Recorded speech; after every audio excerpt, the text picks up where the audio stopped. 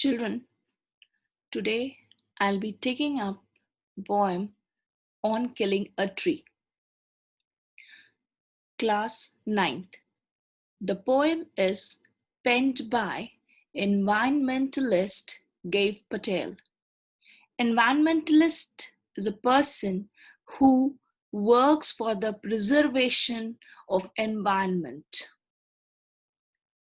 Poem talks about the preservation of trees. The tone of the poem is not to preach moral lessons. It talks about the existence of trees as a natural existence which has its roots deep rooted in the womb of Mother Earth. It is from Mother Earth's womb and nature that roots get their nourishment. And in order to stop the growth of trees, one should eradicate the existence of trees directly from the roots instead of cutting its branches or trunks. This is the major concern and theme with which the poet GIEVE Patel poses or puts forward a challenge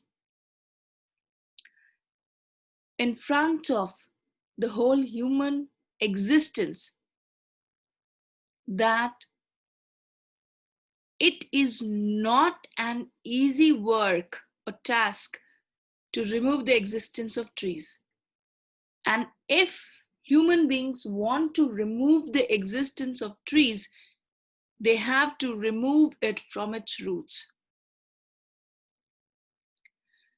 The poet very sternly, yet with a subtle tone, explains the existence and also puts a challenge, a mock on the human existence, that one cannot easily erase the existence of trees, and it's not an easy task to remove roots of every natural existence.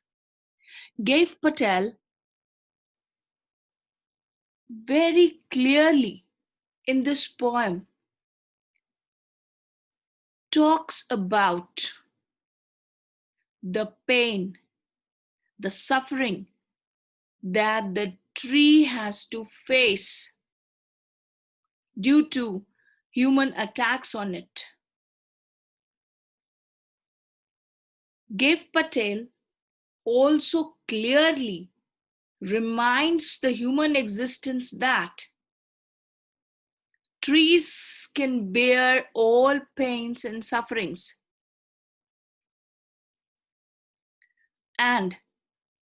but it's not easy for any human existence to erase it from its to erase it from its very existence. It's not very easy to chop the very existence of tree.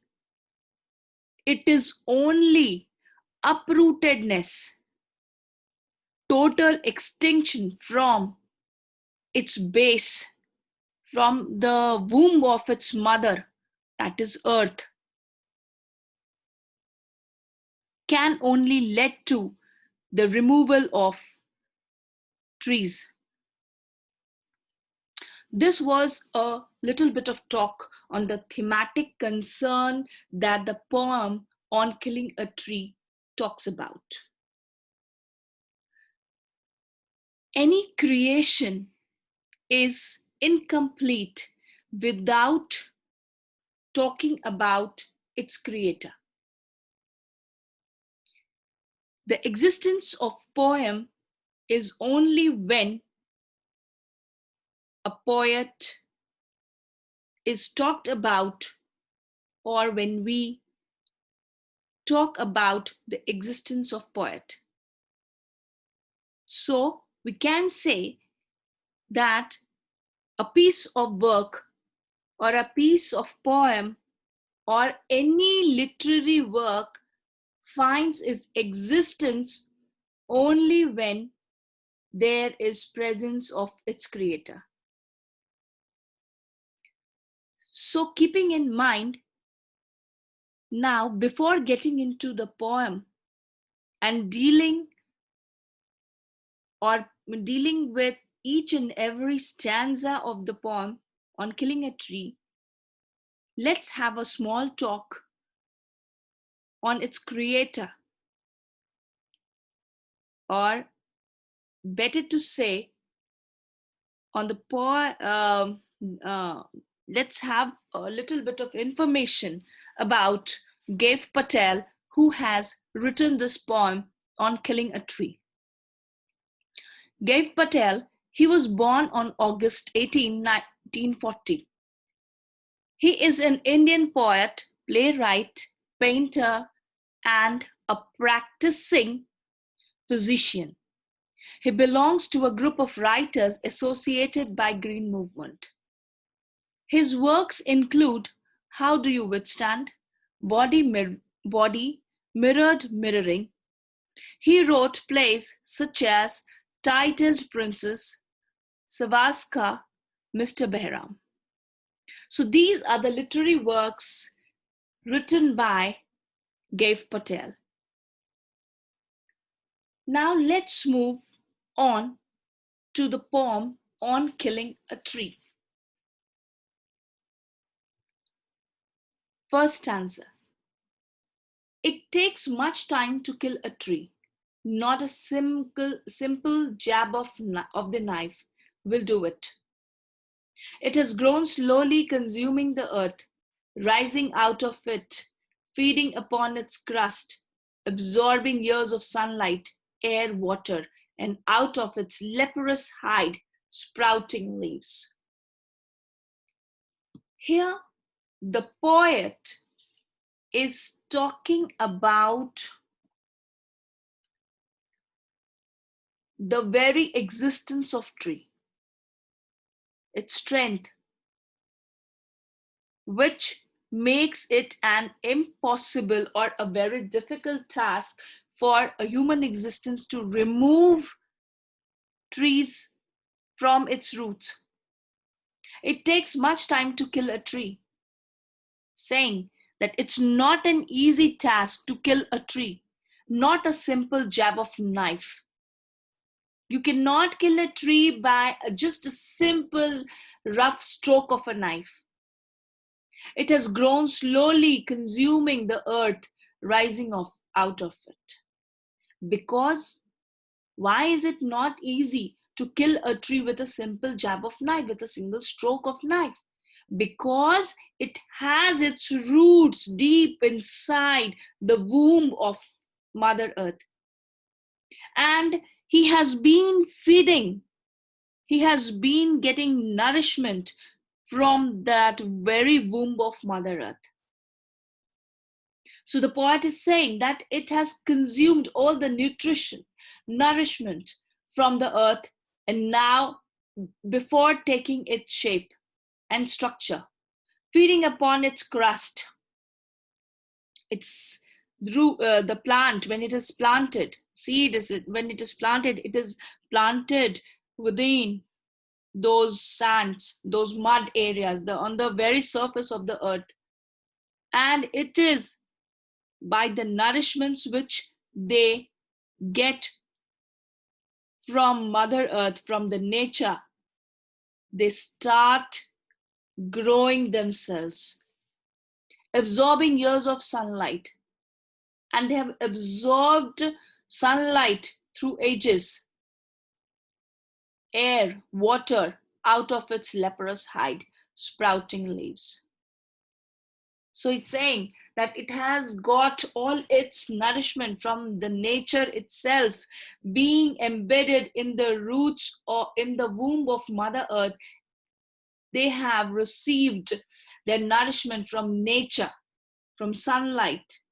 They have got air, water, which has helped them to sprout out, to come out from the leprous hide of the earth. Leprous hide is those dark areas under the earth, Okay, the discolored bark, okay, that white seedling space. First it's just roots, okay, before it get itself into I first green, then as time matures into browns, shades of brown. So it has just comes out from the leprous hide, those discolored barks, those discolored uh, portion that is embedded within the earth. So hack and chop, but this alone won't do it.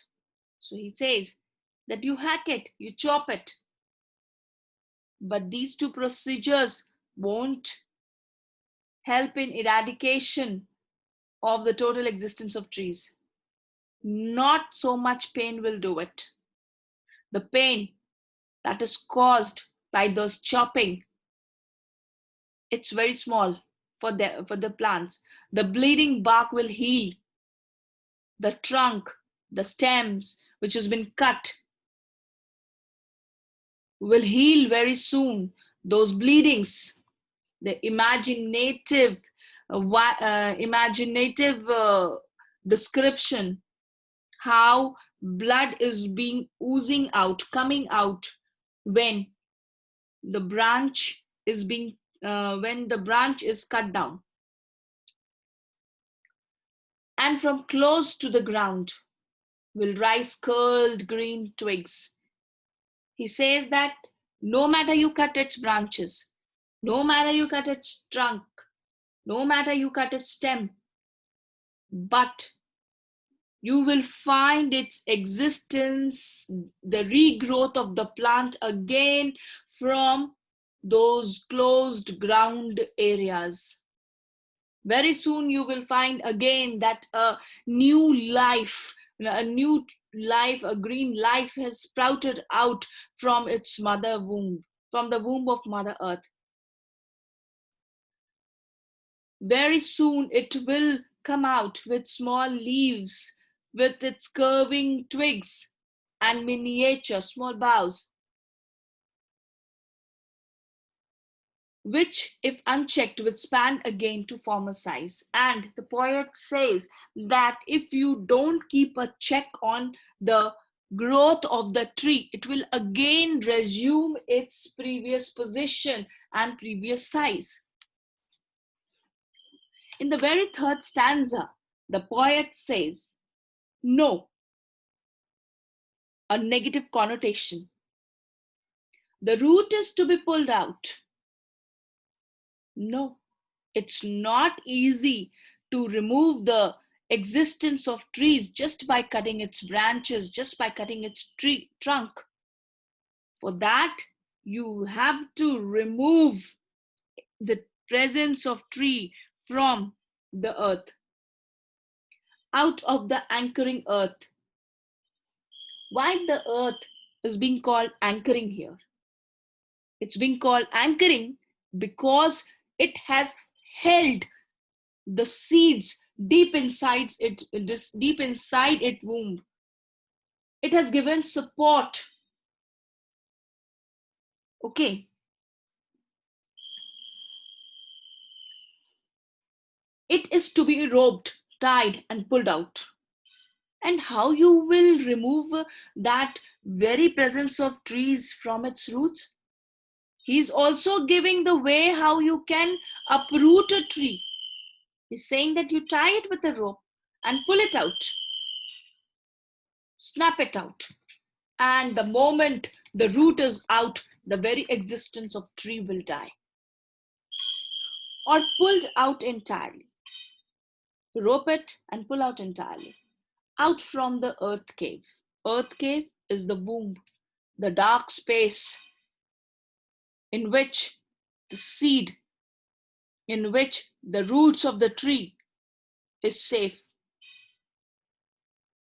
and the strength of the tree exposed, exposed. And you can, while uprooting it, you can find, um, you can feel the strength of the tree. The source white and wet, the most sensitive hidden for years inside the earth. And the moment you uproot that tree from the womb of Mother Earth, you will find the very source of the existence of the tree. That is the root, the white and wet. The color of the root is white, wet because it is rooted deep inside the earth, and the earth is wet. The most sensitive, hidden for years inside the earth. And he's saying that the part that is hidden within the earth, inside the earth, is very sensitive. Why is it sensitive? Because the moment you destroy or cause harm to the root of a plant, the very existence of the plant will die. So he is associating the word sensitive with the roots. He says that the most sensitive part of the tree, on which the whole existence and presence of a tree depends, is hidden deep inside the womb of the earth. Then the matter of scorching and choking in sun and air, browning, hardening, twisting, withering, and then it is done. Now he comes to the last stanza where he is talking that how after cutting a tree, it's being transformed into those molds, into those things which is quite helpful for the human beings. Now it's saying that the moment the tree has been uprooted from its root, now it is a dead thing. It's just a matter, a thing, a substance of scorching and choking in sun and air. The tree, after uprooted, is now being dried in the sun.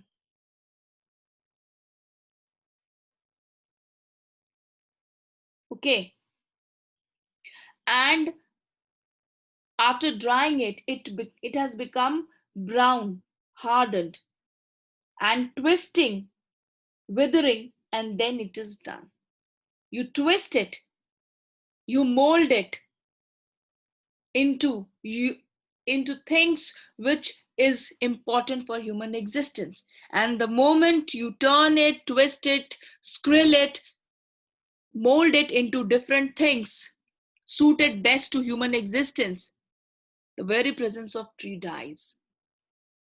Now it has attained a new structure, a new shape.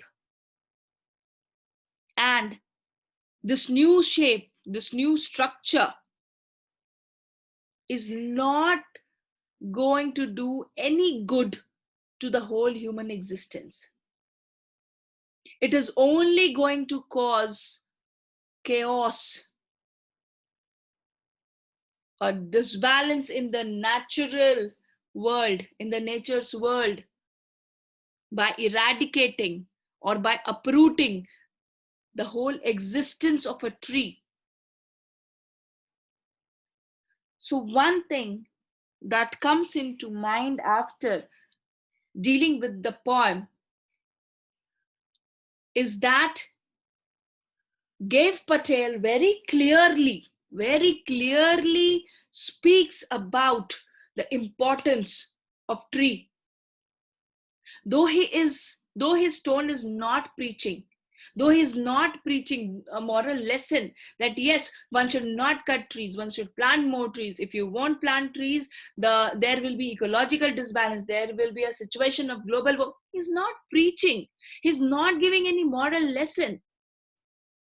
He very clearly, right from the first stanza, talks about the existence of tree, how a tree gets its nourishment from nature, from Mother Earth, how it is grooming itself, how it develops itself, how it takes its growth. And he tells that just by cutting its branches and trunks, don't think that you have uprooted it. No, its existence is deep rooted inside the earth. And for that, you have to remove it, pluck it out, uproot it from the very womb of Mother Earth. And the removal, the uprooting of the tree from the roots, from the Mother Earth is not an easy task. The moment you uproot the tree from its roots, you will come to know the strength, the stamina which the tree possesses. It possesses a challenge in front of you. It has gained great strength as it has been nourished by earth and nature from ages. And he says that you have uprooted it now. The very sensitive part, that is its roots, is now out, drying in sun, killing, and hence by killing the very presence of the tree.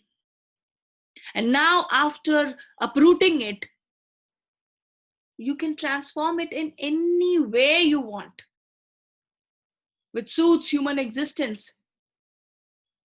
So you can say that just instead of moral policing, instead of giving moral lecture, the poet GIEVE Patel gives a very modernistic viewpoint